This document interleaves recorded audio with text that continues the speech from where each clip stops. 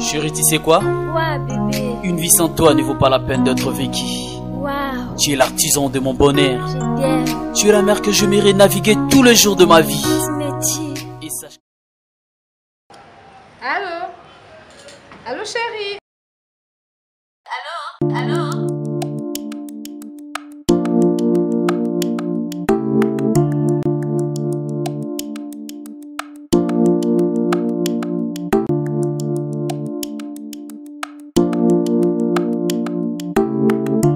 S'il vous plaît, madame. Allô? S'il vous plaît. Allô? Tu es très belle, madame. Merci. Réponds ta femme au téléphone. Non, madame. Allô? Ce n'est pas ma femme. C'est ma sœur. Ah bon? C'est pas la peine d'être infidèle. Si tu veux que ta femme devienne comme moi, un seul secret. Dulcie Cosmétique. Dulcie quoi? Dulcie Cosmétique. Dulcie Cosmétique, leader de produits 100% naturels. Dulcie crème pour le visage, enrichi au collagène. Pour l'utiliser, il faut appliquer toute la gamme. C'est laver avec le gel de douche et le savon. Après le bain, appliquez la crème dans le corps et surtout dans les parties affectées. Dulcie crème pour le visage, enrichi au collagène. Anti-âge, améliore l'élasticité de la peau, lutte contre le ride et autres effets du vieillissement. Voici les résultats après 2 semaines.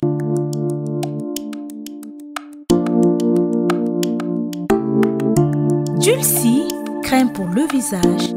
C'est ma femme, hein? Je sais bien que c'est ta femme. Donc, maman là-bas. Messieurs. Oui. C'est ma femme, hein? Oh. Donc, maman là-bas. Oh. Chérie, tu sais que tu es belle. Merci, Dulcie Cosmétique. Enrichi au collagène. Pour avoir un bon teint comme moi, Karine Pala, un seul secret. C'est Dulcie Cosmétique. Dulcie Cosmétique en vente partout en RDC. Dulcie est une gamme cosmétique afin que l'humanité entière en tire profit. Salut chers amis téléspectateurs, heureux de vous savoir nombreux devant vos postes téléviseurs pour suivre votre émission Tribunal, une émission d'analyse. Naoetali Kitsur Nabiso Yamboka et Toebike Mingi Mingi Kitsur Wanabiso to Lobelra Mingi Zabongo musique. Retenons que l'artiste musicien Capuchino Leboga vient de mettre sur le marché son album Double Face. Déjà, dans le 3 titres, même pas 30 minutes avant toute mon émission. Et je vous assure, chers amis téléspectateurs, que l'artiste musicien nous a surpris avec des vraiment barumbawana et nulle part ailleurs. En tout cas, à Zong ici, et puis nous a surpris par rapport à la mélodie, par rapport à la test. Nous invitons, il y a au côté plateforme sur internet pour télécharger l'album, toutes les chansons, pourquoi pas aucune édition sur Oyo Bazo Tekayango. Les lots yé les sous à un tribunal parce que tous en a 6G ou tous en a pour ça tout le bela. Nous voulons un peu parler une fois de plus sur l'artiste musicien Koffi Olomide et c'est une émission spéciale Koffi Olomide par rapport il y a absence, il y a Wiranson na concert il y a Showbiz. Nous tous nous savons que l'artiste musicien avait annoncé officiellement plutôt na niveau de la télévision partout et une émission il y a frère Nabiso Nati Lokole que bah invité naie Zali Bongo. Il avait d'abord commencé à dire que fallait pour pendant confinement Wiranson et après il y a quelque chose changé à l'obité Zara Wiranson fallait par rapport à calendrier naie moyens à les athées et invitation qui est depuis le 2 décembre et tout le monde le 22 décembre, le même jour, il y a un concert Koffi Wiranson. Lettres publiées partout.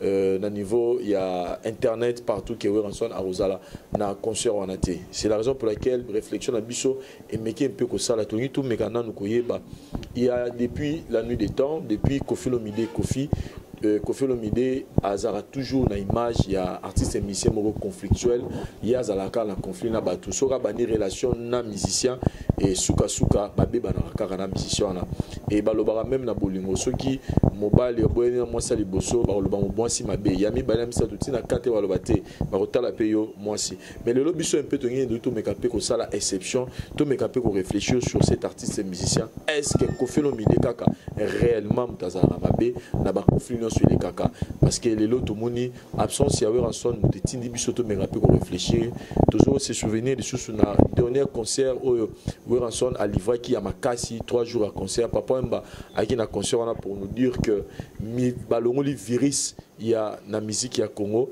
Et nous tous, nous savons qu'il faisait allusion à Koffi Olomide, Kobenga virus, parce que moi, Basaki Bomoko, Nabomoko, Basalaki, et Koffi Olomide, Azalaki. Est-ce que Weranson continue à respecter le parole de Papa Mba, Kolobake, Balongoli virus, donc c'est quand Koffi Olomide, Azali, Bakoui, Kozalate, est-ce que position Yangwana, Sengeli, musique, Nabiso Fekou, Mamakaka, il y a une guerre froide, Douana, to continuer Nango, et to Omegapé, ko répondre Nayango, parce que tu vas vivre.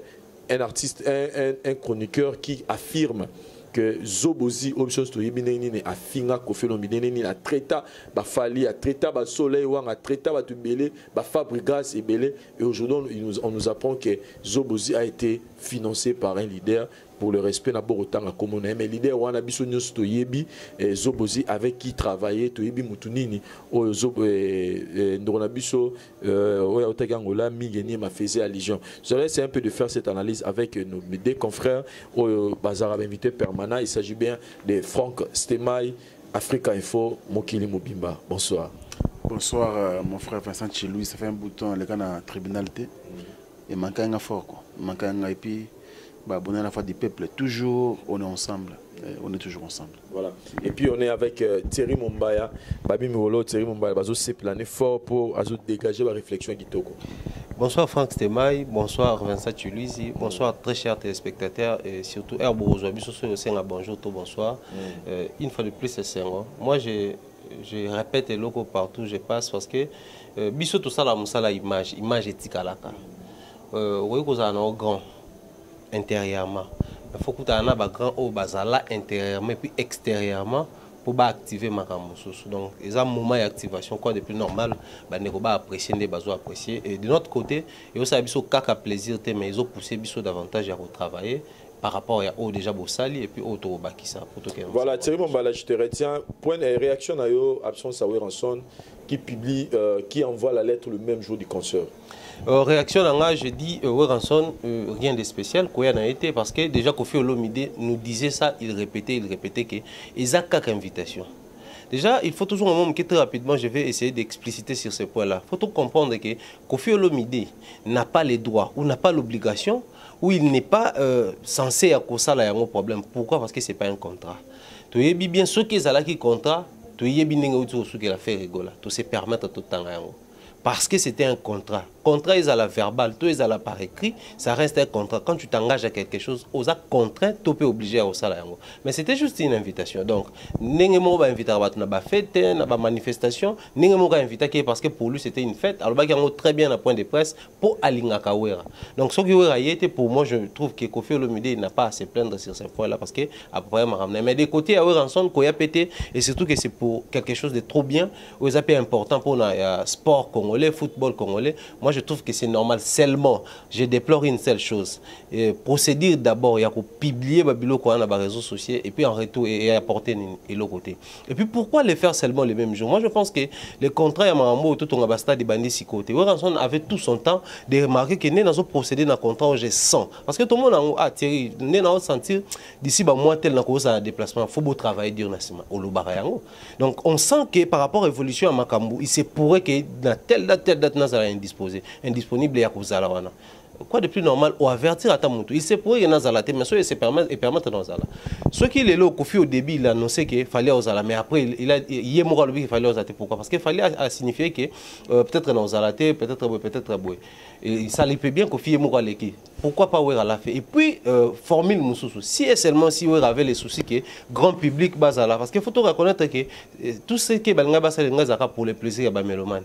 Alors qu'on a adopté des marches au Fali à Salaka. Weranson il avait invité Fali pour pendant jour na sorti une présentation officielle il y a album là il a fallu papa et autres Fali avoir une invitation mais ça vraiment important dans Mamba Oni. Qu'est-ce qu'il avait fait à partir des États-Unis? Ah bafana wenyo on avait na biso et tout aux indisposés. Et puis que ça là va tout souka na plaisir. Qui a fallu penser reconnaître que le concert ça allait être un grand plaisir mais au ailleurs côté au pesa trop important. C'est-à-dire démarche sous ces bien Facebook, Twitter et autres mais ça là au même moment dans moi diplomatie morobo ngo ça bien nga formule on a beti pena et Simbité. Franck Semaï, moi j'avais réussi Sankara de Kunta qui a affirmé Nabatunion sur que Barosa na concert. Mais dans la lettre, on a surtout étudié dans le lobby que moi j'ai un concert parce que Aza déjà na date au Bakala qui déjà en avance des mambazo travaillent dans le gouvernement pour nous retourner à stade une façon pour nous retourner à Mboka. Mais aujourd'hui on dirait jouer puis moi théâtre moi na bango parce que quand Sankara est passé chez moi pour affirmer que Barosa et il va quitter que bazaki na contrat moko boy bazana on a gouvernement et que il va avoir conscience nango 2 ou 3 jours avant concert hein. Moi moi théâtre moko boy peut jouer mais on dirait moi coaching moko boy on dirait que pour nanga on dirait que oui rançon azaki n'est d'accord mais la dernière minute on dirait et ça m'avait pourquoi je le dis pourquoi parce que lobby peut courir rançon à ces produits qui nulle part. Oui. Oui, rançon ce qui te ça fait tout le monde a que oui rançon a robé ta place oui rançon lobby a bêti place moroté. Voilà. Lobby dimanche. Voilà donc lobby a bêta quitté. Donc est-ce que pour na yo ezaki moi théâtre mo ba jouer guité que soit anima mais il y a une influence oyo ba empêcher ora que ce qui peut réellement influence mo yaki pour na wera pour empêcher que nous rôle ba influence wana. Bon, merci Vincent Chiluzi pour la parole.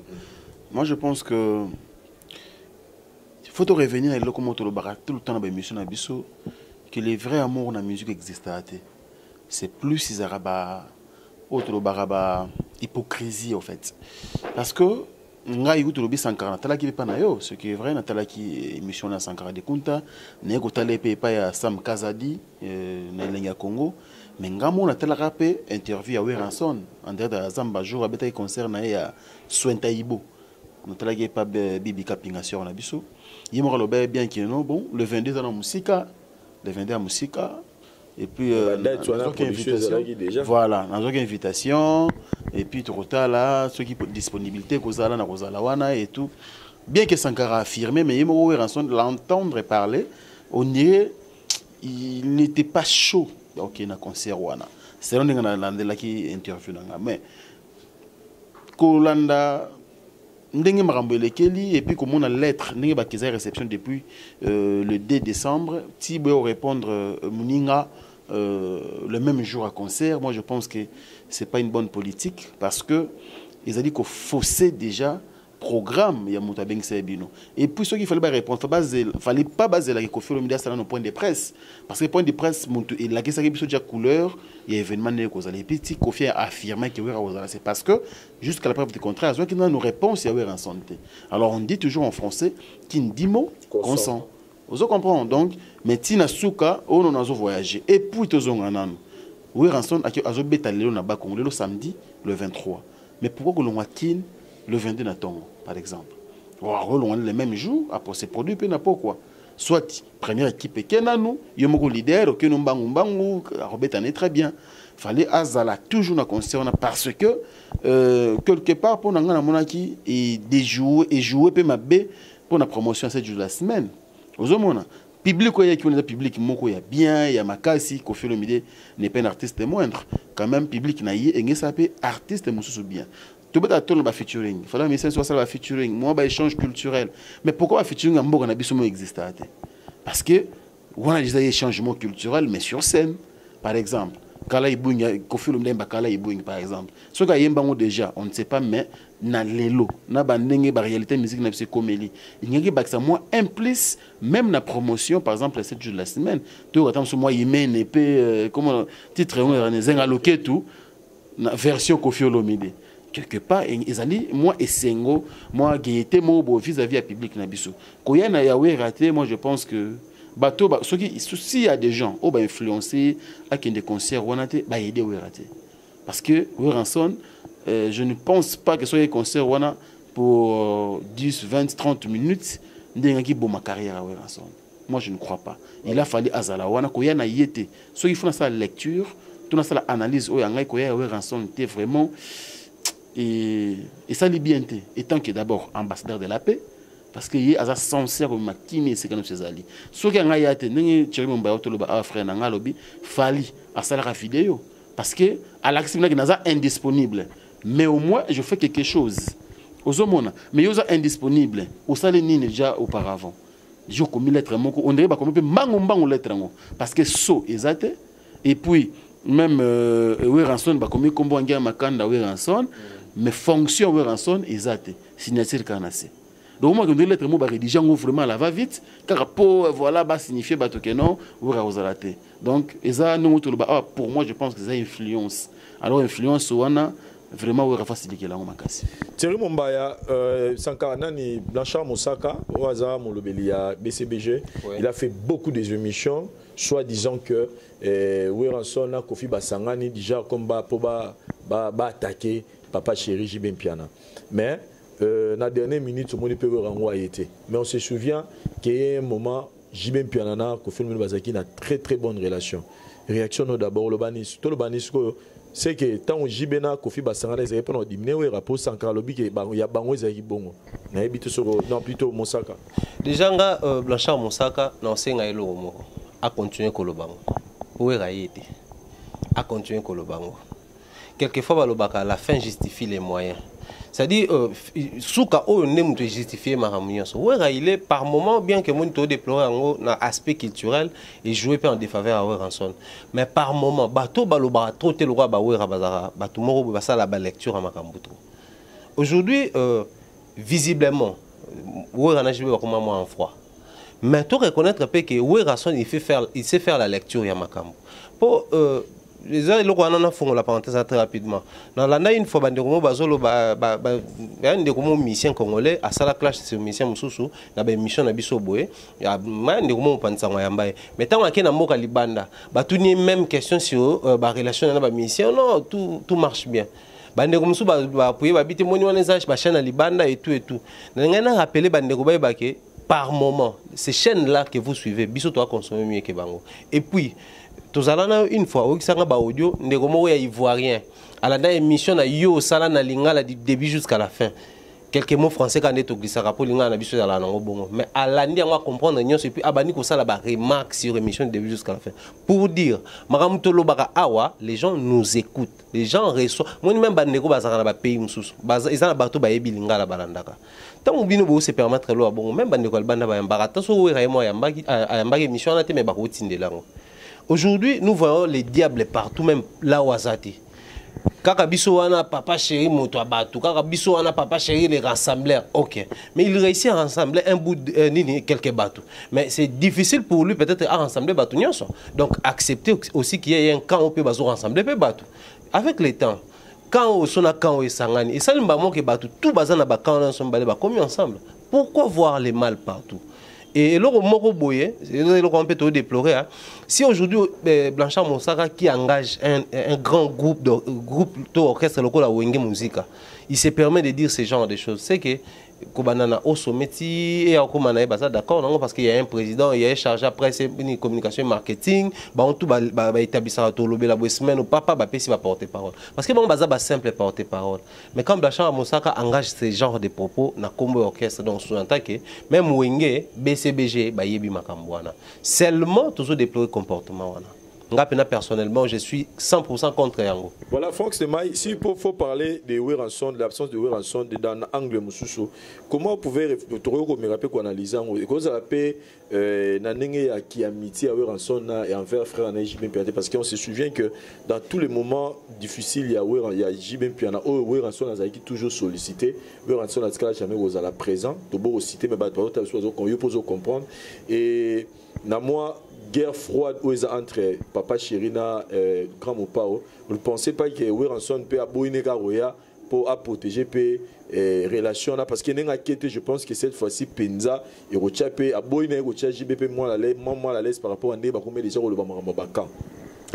Bon, moi je pense que dans l'intervention de Bosso Vincent Loba, il y a comme hypocrisie.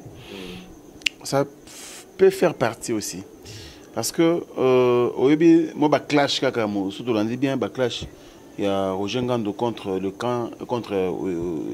roi de la forêt on dit Moussaka au moins on a combien kobimisa bilo rebelle que voilà mariage même il y a ex papa moi c'est papa chéri à bêta à l'ingara JBT voilà bilo rebelle bimaki bon pour ne pas amplifier pardon éviter que vous baxe sur la bleu sur le colo mais moi je pense que les hommes qui quelque part vous appellent des mots bien bon pour n'anga na mona tina ngote parce que il faut vivre vrai vrai. En réalité, Babiloko wana oza amitié à JB na Wera, ça Kofi mtoya panza bangote. Ozomona bakoza na ba indifférence, il y a moins de temps, mais ils sont des frères. On a tout bossa na raté. Oyebi Vincent Chilouzi, camarade na bo mwana, quel que soit les problèmes, ma camarade frère na yo. JB na Wera bazana histoire moko ya moulaï, donc atamu qu'il était les meli amitié wana, c'est très difficile bakabolango. Je prends un exemple d'Adolphe et JB Mpiana. Bat Mirakit qui est 50e anniversaire Adolphe, JB Bois qui s'est et tout et tout. Les lois de Fazad. Ils sont des frères. Alors pour nanga balonga kout na niveau moko bas ou na dimension, on pensait que ceux qui ont quand Kofi et qui ont contre Moninga Okuna Moussou, moi je pense que c'est pas ça. Baza ba mikolo, ba vivre ka vie na bango vrai. Ça veut dire que ceux qui ont Kofi za na ye na ndenge ya solo. Ceux qui posent voilà pour les hommes autoté. Ça veut dire la relation parce que ouais rappé de son côté. Ayebi oyo Kofi asalela. Kofi asala trop pour la carrière. Il y a Ranson et ces groupes là où il y a musique à maison mère. Wera de son côté aussi à cause à jamais un grand envers Kofi Olomide. Sinon au Moukilon ok ouais. Voilà. Thierry Mombaya et le refrain que c'est Maya Lobby, Ranson, Kofi Olomide nous tous, il s'est pas caché. Ils sont dit que Kofi Olomide a porté belé pour na construction il y a une musique à maison mère. Il est dit même que maison mère on est à Bicho. Na selon histoire même bah Bicho que Adolphe Né Bachara président, Tabasara ou musique à maison mère, et la personne qui avait dit à Ranson yo faut à la président, c'était Kofi Olomide parce qu'il y a maintenant un qui leadership et pas à courir Ranson. Mais na bomoya papa Wemba, conscient asuka papa Mba beta na courir Ranson, alobaki to longo le virus na musique à Congo. Vous pensez que parmi les raisons oyo courir Ranson a boy kuya concert wana goza la paix na maloba oyo papa Mba lobaka ke virus wana to longo na musique donc to risu kozongi sango na musique na bisoté. Papa Wemba paix en son âme. Il faut tout reconnaître que Papa Wemba Azaki grand, Azaki fort dans la musique, Azaki peut parmi les rassembleurs parce que je vois même Nathan Oué, Rana JB, Andobe, la Penza Mingi Mingité, tous nous savons que Papa Wemba Azaki trop JB. Mais au même moment, il pouvait avant de payer frère Patrice, on peut passer un moment guetté. Donc c'est comme pour dire, il incarnait, moi, esprit à rassembler. Mais cela ne veut pas faire de lui Moutoazo créer un principe vital. Non, je ne pense pas. Parce que papa, le virus. Kofi Kande virus. Il faut qu'on se pose aussi cette question. Hein. Pour Kofi Olomide, l'autre un virus. Mais qu'est-ce qu'il a aussi apporté dans la musique? Il faut tout à l'heure rappeler le côté positif. Il y a Kofi Olomide. Aujourd'hui, il faut reconnaître qu'on a connu Van Wenge. On a connu style Tchacho. Et il s'imposa. Pendant que tu as des gens style Zaïko, tu as dit que la musique est genre Zaïko et Betara, tu as dit que la musique est Afriza, ou est African Jazz, tu as dit que Kofi il a apporté un style de la musique, comme une génération Tchacho, tu peux faire Beta Tchacho. C'est-à-dire, déjà l'apport d'un style parmi les styles Ezali, c'est grand dans la musique. Comment on a que benga virus, moi je crois c'est pas vraiment ndenge moko boyo photo zo ngo pena bongo penza bongo attention que zaki bongo to yebi wa musicien na biso baza ba langage codé oyo biso de asi to comprendre na biso ngo parce que au départ les gens doivent comprendre que to rappel ba mélomane biso pe to za rappel na ba chanson préférée na biso pe to ba musicien préféré bien que par rapport à Moussa na biso permettre de brandir yango mais ce qui Ranson il avait compris ces messages. Mais depuis un moment, Ouera doit aussi devait se poser la question Koeba. Papa Wemba dans sa grandeur dans la musique, Kofi Olomide également, mais qu'est-ce que Kofi a apporté dans ma carrière? Kofi aujourd'hui, il a beaucoup contribué à la carrière musicale. Il y a Ranson. Je me rappelle, je crois, moi Chantal. Parce que Ouera Zoé Manako Tissamikana na Sophie, depuis que mon solo crédit dans la villa, il a mouru d'ici. Dans mon solo crédit, il a illustré Kofi Olomide. C'est-à-dire que tout le il a contribué sur après ça mbongo pour le fonctionnement de la musique à maison mère bateau ba yebi histoire wana histoire ba changer raté. Donc c'est comme pour dire papa Wemba a koki koloba yango mais il faut tout reconnaître que papa Wemba lui aussi il a fait des problèmes na Kofi peut-être et abana ko mesurer que andenga na bebani na Antoine ba problème to kutana nango surtout tiki na ba lekio na ndenge bazo kende la peut-être par là, Thierry Mombaya, la parenthèse, il y a problème au toilette qui donne la situation à Bisso. Kofi Olomide, nous tous nous le savons depuis la nuit des temps, Azan a problème na ba musicien ebélé. On cite Papa Wemba, Ranson, JB Mpiana, Ferregola, Fabregas, Loambo, Taboulay que j'ai suivi même l'interview Mourakala, beaucoup de musiciens, Nyoka Longo, au niveau, mais comme Antoine Mississa, Kuna, Osuginini, donc tous les artistes et musiciens au Toyebi, ça là, succès dans Mboka Biso. Je vois pas, mais donc, il n'a pas eu de polémiques directes avec Koffi Olomide. De l'autre question de Totuna, Thierry Mumbaya, on vient de suivre, question de Totuna, est-ce que, parce que hier Koffi Olomide à l'Obarake, Botuna Batouana, Ngana Salabango Nini. Parce que bolobaka ngana beba ngana bobotu na monsko ngana sala bango nini tuna moko na moko. Mais parmi tous ces artistes musiciens, tout ce cas là jamais comme mona musicien moko qui prend l'audace ya kolobaka voilà ngai Koffi salanga boye Koffi salanga be Koffi salanga boye. Mabe ya Koffi to lobaka kaka to mona ka ba bebani. Mais de vue comme ça musicien moko lobango azala raté. Mais tout ce qu'on a surpris ya mona Ndonabiso mi Genyema qui nous explique que Zobozi, tout ce qu'il faisait, ils avaient été influencés par un leader. Leader, moi, en Europe, c'est un bongo, azo bengaye na misunaye, azo tinele ba bongo, azo pese même na maroloba. Mais tu as vu que tant que Zobozi a commencé à l'émission là, Koffi Olomide a fini à Zobozi place moté. Koffi Olomide n'a pas eu de problème avec Zobozi directement, parce que n'angola kala, ça la vine kala. Mais du coup, on voit Zobozi apparaître sur les nets pour finir à Koffi Olomide. Et aujourd'hui, on apprend qu'il était influencé par un leader, le Loto Lobani. Parce que batu mingi oyo Koffi Olomide azala bon problème mais bimaka ke abimba mibimisa onere batu malamu po ba bimisa Koffi Olomide mutu mabe. Mais lelo c'est vrai to roloba ke Koffi azala mabe na mais vous pensez pas que moi hypocrisie mo bepezo jouer entre ba musicien na o balinga koyebisa biso pété effectivement Koffi azala bon pour qu'à la fête oyo ke ba on de ba tinda rabe batu mususu o to mona baleka na télévision pour refinga ye to pour misa ba bloko ils ont touché personnalité là. Donc c'est bon bien Vincent Chilusi Kolobake Koffi Azamabe, Koffi Asalabo, Koffi Azongisabwe. Mais il y a un adage balobaka qui veut noyer son chien, la quise des rages. Bolinga biso nyonso Koffi Asalamabe, Koffi Olomide. Bon, en fait, moi je ne suis pas là pour sanctifier Koffi Olomide, mais j'aimerais qu'on soit un tout petit peu sincère, on dit tolinga toujours sincérité zala. Si aujourd'hui Koffi Olomide Asalamabe on dit batu balobaka. Pendant que lui, de son côté, il tient toujours ces mêmes langages, ces mêmes propos que baloba ouvertement, ni niango na salabango. En fait, Koffi n'est pas sain, de même, bisognon soba être humain, tout ça a côté positif, n'a pas côté négatif, n'a biso de temps à autre, et ça la guerre, tu es tellement positif, de temps à autre, moment où tu es tellement négatif. Mais le plus grand problème se pose des années. Ces musiciens-là, au Union Sobale Kaka, pour nous brandir côté à Mabé à Koffi Olomide, ils ont des dettes morales et à côté à Malamou à Koffi Olomide. C'est d'ailleurs Sandé empêchera Bango par moment. Qui est bon à Koffi Olomide à Salangabou. Tout le monde a à peine à ces musiciens qui viennent à la rafo, viennent à la rafo. Mais n'a pas si coupé à Koffi Batopé, Martin à Créneau, Balobi, qui d'ailleurs même Viwana a foutu là au Mongandako. Ngingo ekangie ministère mso le kapuna bono aviona bana ko nyokola batu anokangela biso me ba rappelo pe ka même viwana donc en dehors ya ba contrat na mino mambo ou ya na problème mo tel viwana sala c'est ce qui fait que bazala à un certain niveau d'impossibilité ou le kapena ko tali sabiso noir sur blanc bon OK le roi ya zota tembazaka fo tala sala ngabo et puis nous allons poser la question le roi ba pandisa ngo tangela biso pe ba malamu ozo reconnaître que Koffi sala. Donc moi je voudrais que les gens arrêtent en tout cas surtout les musiciens il faut que par moment que vous arrêtiez ce système-là, on n'est pas ici pour côté la Koffi. Mais tu dois comprendre que dans Koffi Olomide, ils ont un malam où il faut ils ont la primée où il faut tout le monde ici on a mis sur bateau. Les loyo, bah comme ici le rôle la diabolos moroboé au point que bateau non bah pousser un peu mais n'était pas quoi. Il faut que bah ayo mo kangamana viwana tu yebindenge suka na viwana. Mais pendant que bateau bah kangamana, il faut qu'on se pose cette question-là. Période où ça là que bateau bazala non avec suka mabe ni nyele kanana période wana.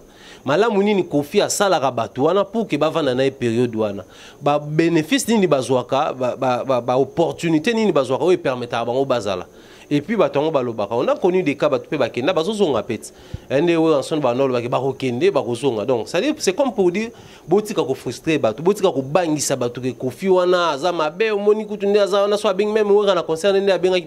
y a eu des voix où c'est qui de part et d'autre. Il y a même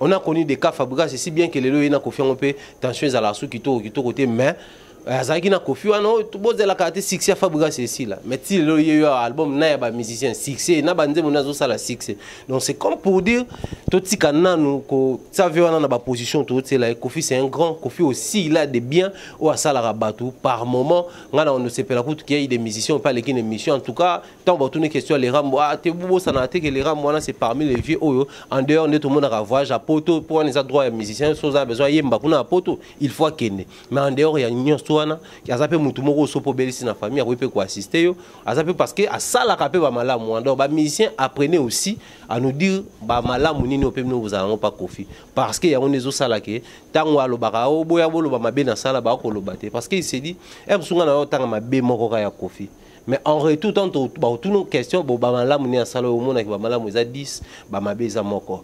Tout mon exemple, moi, c'est simple. Madame, moi, les qui n'a tableau commis 1 plus 1, 3. 2 plus 2, 4. Ni, ah, tina souka, ba réponse à bien, réponse à ma béka, moroba na baseki. Et si, bah, on faut boyer, bah, na vie, bo, sala, bah, malam, belé, mais erreur, moroga, bo, sala, bah, tu belé, bah, bo, ça. Donc, c'est comme batouana. Tout reconnaître que Kofi P, azan, bah, malam, mais apprenez, il y a les kaka, na, bah, média, bo, le bah, malam, je crois, ça sera, et l'autre, il y a malam, bo, légué, na, bah, jeune musicien, ou, bah, zoya, na, sima, na, vie. Franck Semaï, on doit se le dire tout que le lot. Position musicien sur Kende, l'artiste est Azako courtoyer ba musicien et belé, il y a ba leader Moussousso, il y avait c'est Jibem Piana aujourd'hui. Là on doit se l'aider, Jibem Piana est courtoyé par beaucoup des artistes musiciens et na connaissance nanga à part Kofi Olomide oui rançon déjà tu es dit que niveau normalement ba commis oui rançon de retard mais à part Kofi Olomide tous les artistes musiciens au ba procha Jibem Piana je pense que ti lelo bazakara na moi considération morobo et au monde te to bebana to nini je ne sais pas où il est capé na kati mais nangamba Kofi Olomide vous pensez vraiment que Franck Semaï na batutu ba procha kayo ba kabwanaka vous le pensez vraiment que vous avez pété que moi jalousie mon bébé à Kofi Olomide pesara batbali mbisanga baloba on baloba ro muta Kofi en tout cas boli mbisanga nazo luka un peu to sega to meka po ça moi analyse moi jalousie to moi tima mo pesara te ya ndenge pe Kofi on azala ka Kofi aza toujours Kofi vous avez pété 10 pe na yango pour nous comprendre surtout ngalo opene toucher ngezaki mission na moni que nous avons besoin de leader moko munene qui finançait Zobozi pour affinga Kofi alors que je pense qu'à ce moment Kofi à l'écran de internet était ton émission mo beto pas finga leader mo pour atteindre les Zobozi attaquer on dirait que moi hypocrisie on avait pas combattre ba lobara entre biso ba misena mutema be pesa makasi. Bon Vincent, merci pour la question. J'ai bien suivi Thierry Mombaya à foncer vraiment le clou. Mais il faut de savoir la part des choses. J'ai toujours dit une chose.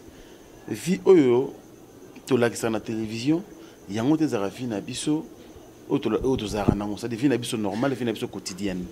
Vie oyo bimar na télévision, tu vas musicien, tu vas la télévision, tout le temps basa la clip na bango, basa batu musus.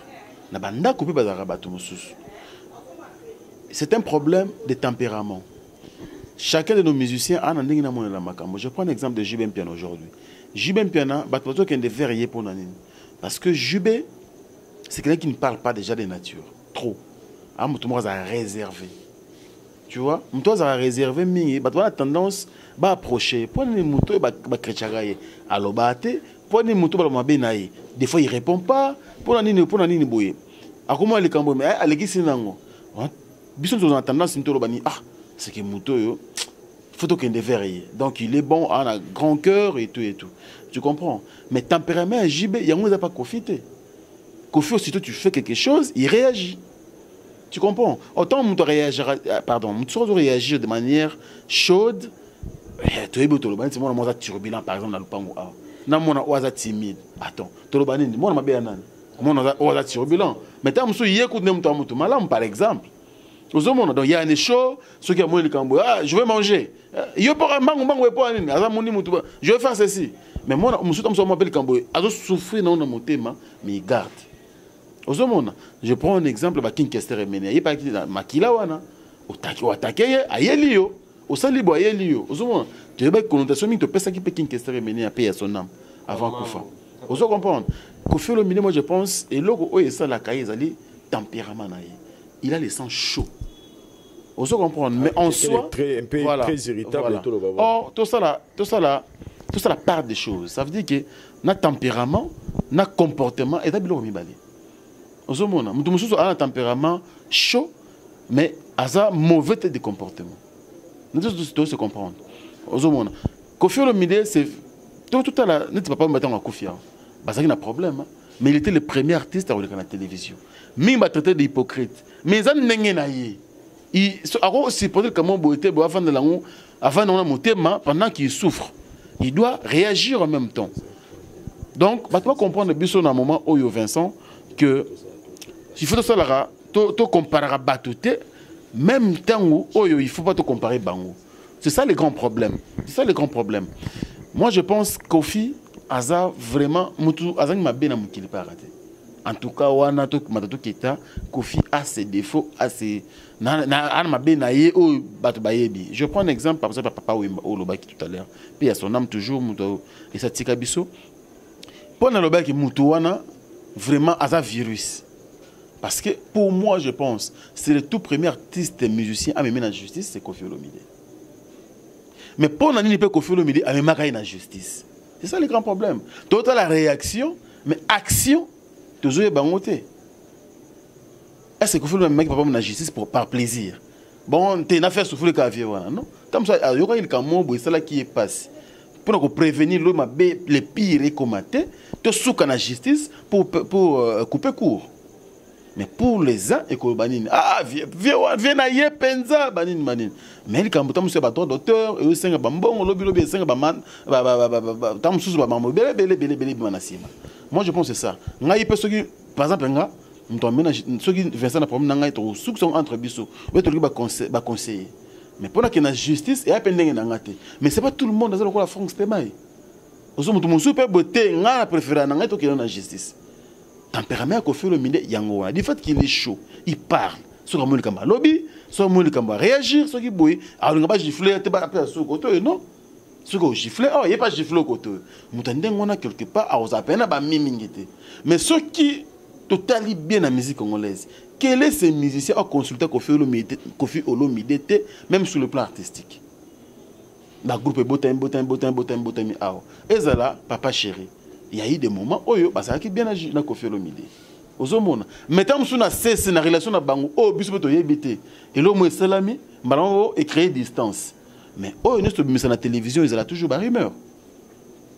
Dans ce bureau, à Betty Sola, à Betty Kuna, et qu'on a matin journaliste, il semblerait que Kofi n'a jamais marché. Et pas en Zanipe. Mais vraie source à l'écambia Jibé na Kofi. Tam su Jibé peut tant que Moukola a bimisate. Kofi tant que Moukola a bimisate. Mais biso a toujours bani ko bomana. On se comprend. Toujours cas par exemple, il y a papa Wemba wana to lo ba to yebi. Wemba neti nga peso menga na justice en tout cas pour na nga na mona ndere bominonga. Parce que nga na ko sala ngote. Tam su le fait papa Wemba pour na yé azalo ko nga qui sont mis na justice en tout cas bokabo enan. Tu comprends? Wana est normal. Mais pour les autres artistes, le problème au bazon na Kofi c'est pas problème nini. Si tu as peu Kofi nda biso à tout na bango. Balo bana biso na télévision nini o boyel na Kofi. Kofi connaissant aussi la chose qui est tellement moqué, ba koloba yango te, yango to suka na position wana. Voilà. Thierry Mombaya, de l'autre côté Kofi Olomide, supposons que il azarane na azaranae, supposons que yem tazarane na raison.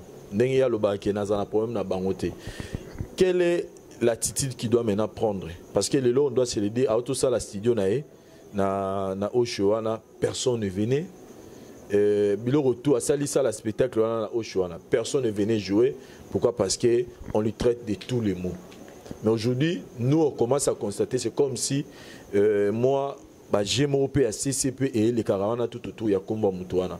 Mais étant que grand, il y a musique. Étant que légendaire, s'il faut repérer ça, s'il faut y ça la moi analyse sur carrière parce que il est encore là, il a envie, il est encore en forme, il a encore la force. Je te montre à carrière, il y a Makamutua au salo, il y a au sala.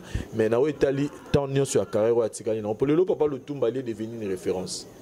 Papa Lutumba Solarana Félix Choisé, quoi, Solarana Ouera, Solarana Jibé, Solarana Kofi, Solarana. Il n'a pas des gens, dernièrement tout le monde qui fallait que nous faire rigoler. Et vous ne pensez pas que Kofi Olomide, est-ce qu'il n'y a pas une démarche au Kofi Olomide à Rosala? Ok, Lelo, à cause de la place au Papa Lutumba, Lelo, que Lelo, sur Papa Lutumba, tu souhaitais encore une très longue vie. Mais Lelo, sur Genzamba, que Papa Lutumba a que nos paiements. Pensez pas que quelle démarche Kofi Olomide peut faire aujourd'hui pour que Azo fait place à Papa Lutumba, que les musiciens n'y soient gros, il n'y a pas sans problème. Parce que lui qui dit que à ça, la bango le roté tout na batouana. Kofi Olomide une fois la landa une interview à Zoloba. Abi ngai so nazala Kofi Olomide te. Même nga na ilinga Kofi Olomide te. Oh ouais. Abi so ngande za inga Kofi Olomide te même nga pena nga ndone nga lukelika ba problème na ndano ngengeti.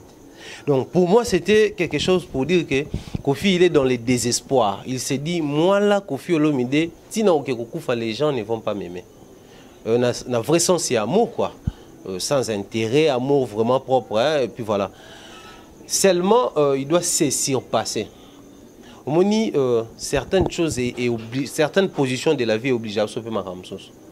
Oui ça par exemple tout le monde a une autorité moka ça discours pena boa télé mais ça discours ne libo ne suit mais bon na era elongi très à l'aise ça discours mais état humain libo peut go swapper ça dit à se plier na position il y a noblesse ou la noblesse oblige faut na la boina si ça discours non je vais tenir c'est dire position il y a Kofi Olomide Tikaline c'est son entourage. Parce que tout ça, par moment même, na moral, on a besoin de béquille morale. Qui à un certain niveau, tu te sens limité. Par exemple, NASA incapable de se surpasser dans point haut. Entourage nanga, faut aider. C'est pourquoi il est recommandé. Il faut toujours chercher bateau bazo entouré. C'est-à-dire bateau bazala en permanence. Ba les cailloux na ba atout moussous. Que par exemple, nga ina chant. Mais il faut que na Cindy par exemple. Cindy a sa fort na mélodie, a sa fort na style de musique. Parce qu'il faut tout reconnaître que Abeta déjà ba style belé. Kofi a ça déjà musique na ya ba quartier latin ba tchatch mettant un Cindy ya ka to ka langage ko faire comment rôle. Vraiment son na moi na ina. Vraiment moi na ina na habité quoi. C'est-à-dire azo reconnaître que na kati ya moi na ina oyo et loko moko de plus c'est bagi celle Kofi Olomide on a ça là déjà. C'est-à-dire tant à sélectionner Merveille Rambo, Baronsar, Ngoma et les autres, hein, il doit tenir compte de ça. Que Kofi il y a soixantaine, Azo Kenda comme on a 70, Kofi on a 60, Azo Kofi Oyo, Batoazo Talaï na lisum. Aujourd'hui, vous allez remarquer, tu es un peu exigeant na Kofi Olomide na biso. Tu es exiger Maramo Belé et où tu n'as pas Kofi Olomide na biso. C'est-à-dire le temps est combien partiel. C'est-à-dire tant comment exiger biso que Kofi Olomide après ça biso souka tchatchoté, après ça biso souka musique bien mais après ça biso ba enseignement. Enseignement t'es pour na ba mélomane mais pour na ba musicien. Tu comme exiger à rassembler bateau. Alors que période de maïcha tu exiger ka yangota. Mais le comme bateau tout ba comme Kofi ne faut comme ça la boy. C'est-à-dire lui-même il doit tenir compte de ça. Oh la situation tu comme donc na Kofi faut na longora quadra na longora na comme appel rassembler. C'est-à-dire par moment je dois me surpasser. Na zo ba o balé ki ba o sala le rôle à mwana o azo mela libele ya maman mais a suit maman na libele. Maman zo reconnaître que mwana o ko so eza pas pianga pasité mais pas mekaminu na ye. Faut comme à niveau ana et ko aider makasi. Voilà. Franck Stemai il essaye de faire des choses comme à Fongoli Studio et Batubabo na bangoya. A Fongoli à Salissa la spectacle Batubabo na bango mise babona bangoya au beta soit disant oui babango moto tout ça. Pour na yo lelo qu'est-ce que Kofi Olomide peut aujourd'hui faire pour to compter na place au Papa Lutumba za nango lelo. Il est l'espace qu'on lui dit que il est le seul qui nous reste déjà na ba vieille mta komi azozo azanon makasi ezana na mitso yazanon makasi wana malheureusement azozala na moi passe wana ozala bonne attente na ba lekinayi. Ana loko ça te Vincent Chiluzi. Ah ça ni Kofi ne peut pas changer. Et ça nature ya moto. Nature va changera comportement ya moto. Mais nature ya moto va changer en moto. Il est comme ça, à ce cas ça l'effort a changé, ça veut dire qu'il va se faire souffrir. Non, à souffrir plus. Et puis toujours risquer de perdre yembang. Tout ce qui est ndengwana. Kofi ne batu ba ko vivre na ye. Et ça batu muso est-ce que ko éviter ya des solutions? Moi je pense que il est papa baba qui vérito bimi to longo li virus na musique donc quelque chose à éviter quoi.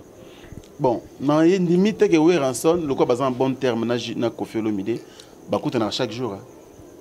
Babeta mso ba ina bakutana, peut-être en bon terme. Ba musicien va comprendre que tous en abisso bien avis abisso, mais ba point haut et ça là, biso to mon écart mabe, biso to aider to éviter à point wana. C'est comme ça qu'il faut pas vivre. Lélo, oh, je te donne un exemple. Tout le monde a regardé, Kofi Olomide, Ndatikali Kouloutou. Il y a des vieux qui sont âge, mais ils sont forts. Le quoi, vieux Bombenga. Jano Bombenga. Ils jouent à Bandal là-bas, ceux qui ont au moni parking, bateau Garakawana. Mais tu te diras, oh, musique, nani aux obéta. Vieux Bombenga. À plus de 70 ans. Tu vois, mais aujourd'hui, il continue à faire de la musique. Il peut tout le monde enquêter à l'Obarate. Bakouloutou Bali. Il y a la place où il y a Bakouloutou Vandi Boy. Kofi a parole. Il a respect. Et puis, il a toujours un respect Bakouloutou. Tous les gens qui ont été combinés dans la rigueur, ils ont Kofi Olomide. Mais tu comprendre que ils ont une nature. En soi, il n'est pas mauvais. Tout le monde na histoire de la musique congolaise, Kofi a beaucoup fait. Na orchestre où il y a bétate. Na orchestre où il y a salate. Mais à contribuer d'une manière ou d'une autre. To aider, tu vas reconnaître comment bola mona iwana. Si tu comprends qu'il a ça là moi boye pour nanga.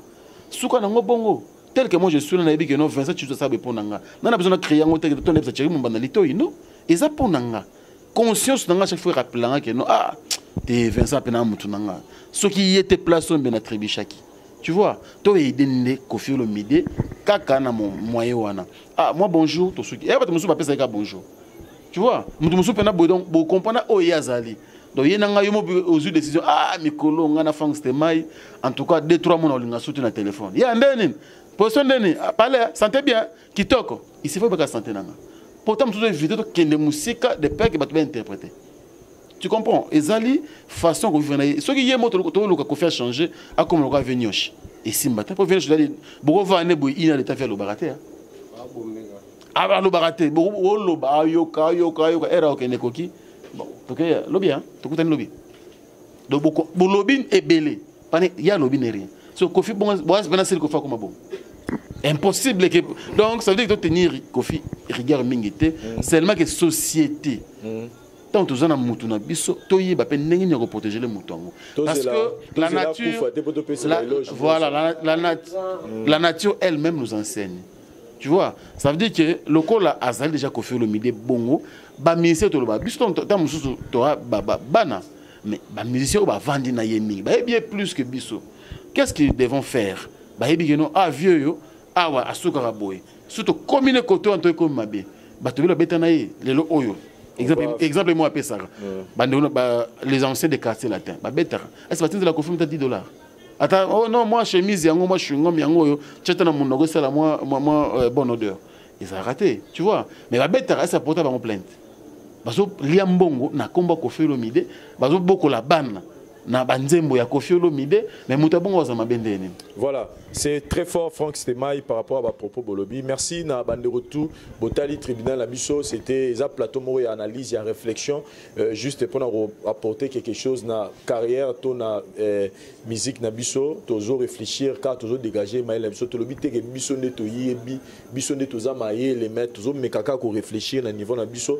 Merci na ba finga biso ba zoba, merci ba finga biso ba terme ba fingi les nyonso. Mais moi, biso to le baraté que tu es binos mais to meka kaka qu'on fait sa réflexion na biso ko apporter un plus na ba musicien na biso parce que on nous a appris que ba musicien tout ba comment on t'a la tribunal vie ba réflexion za la ka ezala bien Thierry Mombaya président Denis Ngambani à partir ya Libana Mboka zota la opemeni ya la grande dame Julie Kitima la maman des princes Auriel Adjiji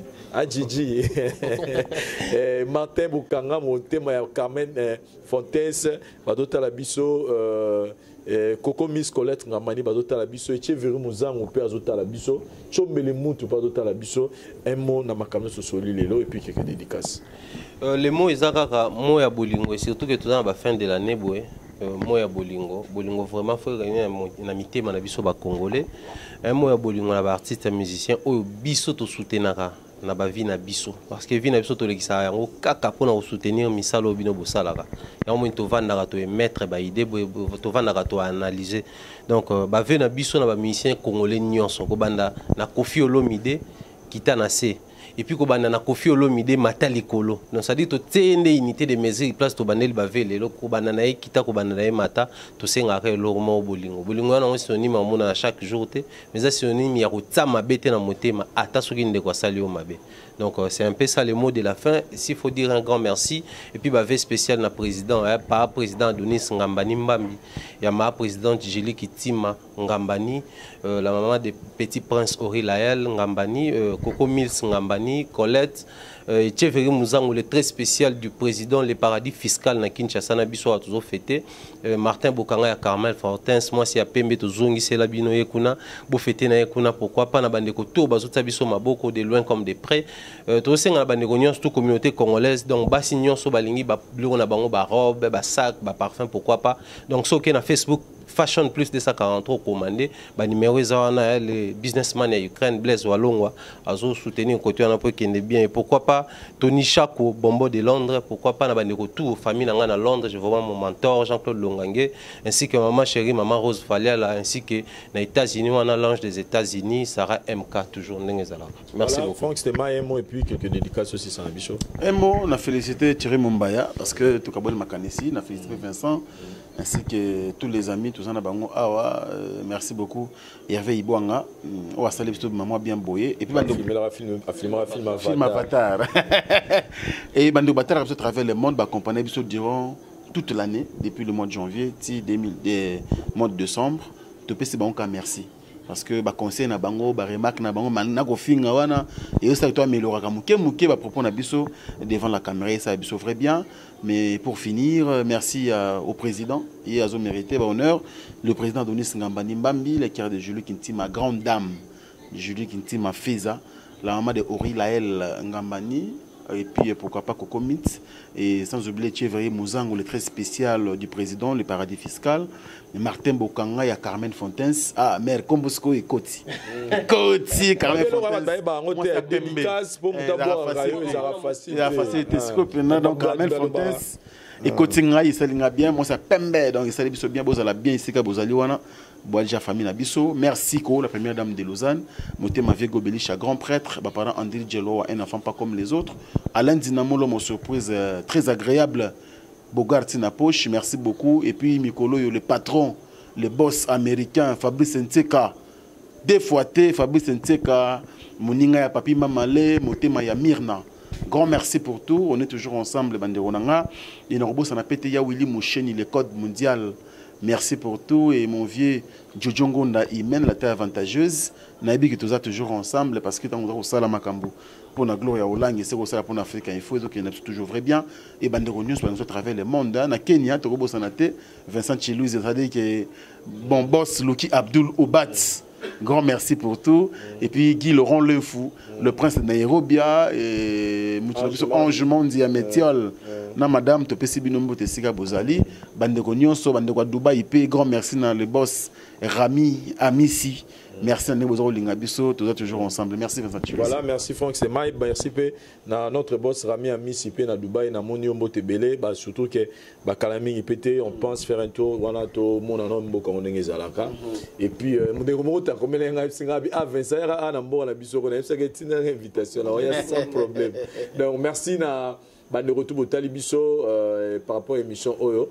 Et nous vous donnons rendez-vous dans nos différents programmes à la voix du peuple. Merci à Hervé Ibouanga, nous avons filmé Avatar. Merci à Guy Laurent, le prince de Nairobi, mauvais Nukio Balt, Babi, tel père, tel fils avec Ahmed Jean, Nadia Nezua Calamité. Je vois commandant Poupou, je vois Ange Mondi, na mère Nabiso Pena, Yambara Biso bien à Kenya. Donc, Tolia bien, Tomela bien. Tozona Bilamba bien. Tozona Bilamba bien. Donc, souvenir de Madame Moukaïzara selon moi à Kenya.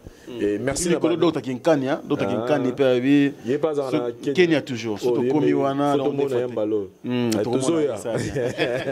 Merci, merci. De retour au Tali, l'actualité continue sur votre site. Bye.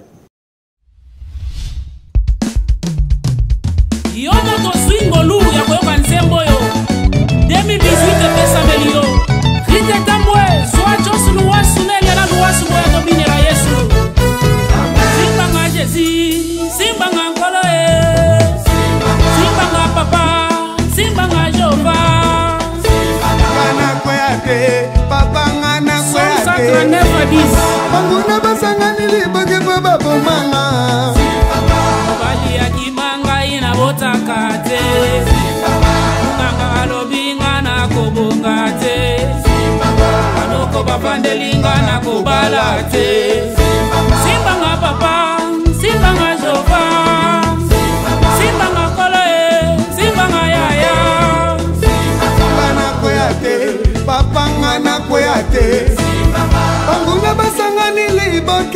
babomanga baninga bazobalanga nazobala te baninga babotanga nazobota te baninga bazobikanga nazobika te babela Yesu babela babela Yesu babela Yesu babela babela Yesu babela Yesu bakoma na mbongo babela Yesu babela Yesu bazwami kanda babela Yesu ale tango bakomi na mbongo bazwini kanda bakimi Yesu yo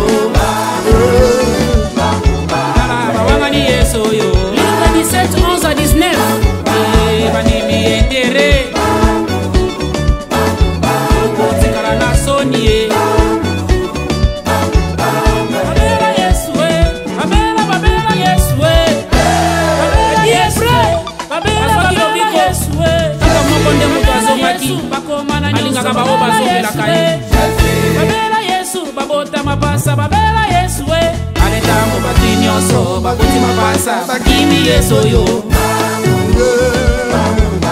bawangani Yesu yo oyo bazongelaka ye ekokomi bato ya maba ye eboyaki netere kotikala na soni ye azali bolingo alingaka oyo bayaka epa na ye kumama na yo nzambe ya Pasteur Jires Ngandu Église des Soleils de Gloire. ale kala mingi te kala mingi te kala mingi te kala mingi te mingi te mingi te koko kanga yaya na sakala bando nyonso bombesa na kolia bato desambre olio te evanjilo te yimbongwe tobo bandimi batongaka basali ya nzambe Pasteur Augustin Mbona nzambe amona yo na bolingo oza komona mabota Jani Luwasu aboya epa na nkolo aza malamu atoka mbeli Luc 8 17 ebisi biso o nyonso ya mabe ya molili ekobima na pwasa kala mingi te kala mingi te kala mingi te apres boyaka koshinda basere na kati eglize bakaba nyonso bokoma na bino basali ya nzambe boyi baprofete bapakolaka basere mafute Isaac Luwasu nzamba kofuta yo na dumo beteli ye bilengi na kati na nkolo kobinela Yesu elengi na kati na nkolo kozala mwana elengi na kati na nkolo kosalela Yesu elengi na kati na nkolo kobinela Yesu elengi na kati na nkolo yo ndeko yaga yo ndeko yaga Florine Okongo yo ndeko yaga Narite Kupa yo ndeko yaga Mafela Jimbongo papa mama boya bakoko boya topina bilengi eza elengi komona bakoko lokola nisuka mona bakoko oyo ekomi ntango ya famille Luwasu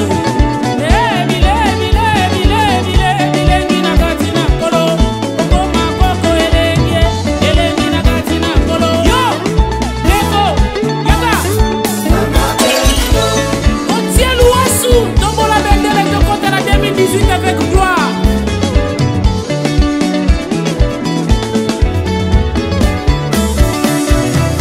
Allez, benda, benda, benda, benda, benda, benda, benda, benda, benda, benda, benda, benda, benda, benda, benda, benda, seroyo, alinga kako sambela te. Benda freroyo, alinga kako bondela te.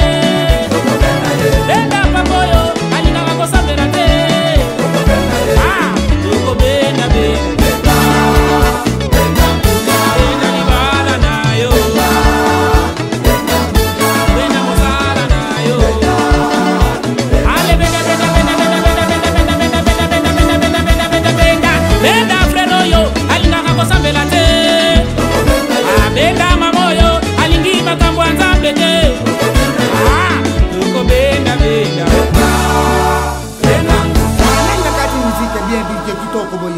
kitoko to bandela papa ngai na banda koyemba obanda koyemba isa mabete kuyembela nzambe mwana te papa miziki ote miziki wana miziki nini lisusu kasi miziki obaliaka batu te obazalaka ebele wana baliaka bato miziki abutu ya mbutu obaliaka bango na bango te vienga dios mwana nzambe alobaka bongo te tobenda bango kati na kolo po soki moko abongwani na lole eza feti tobenda bango na kati na kolo eza bien petit loko bimisi bango na mkwasa ale soko na benda bango di benda